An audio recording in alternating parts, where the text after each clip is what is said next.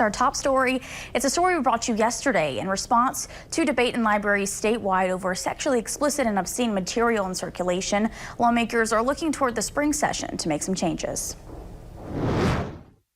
Nobody in this room wants children to see pornographic materials. For months, libraries statewide have been embroiled in controversy over content in the children and teen sections. And while the Attorney General's office offered up its solutions to the debate on Tuesday, actual mandates on change can only come through legislation. As a lawmaker and a policymaker, we started to work on addressing it with good common sense, effective policy. State Senator Heather Cloud of Turkey Creek pre-filed Senate Bill 7, set to require the adoption of specific policies in public libraries with restrictions around sexually explicit materials. Our libraries just need to adopt policies that give the parents and their families a choice of what is appropriate for their children.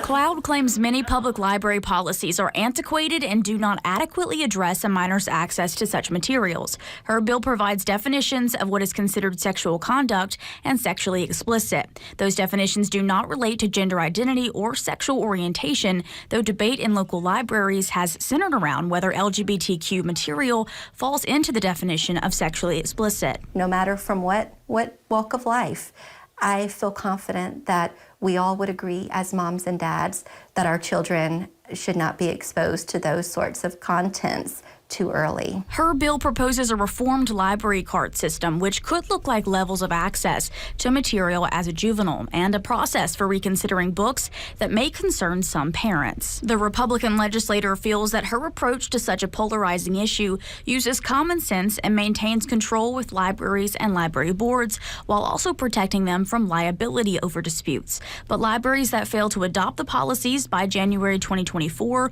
would experience repercussions.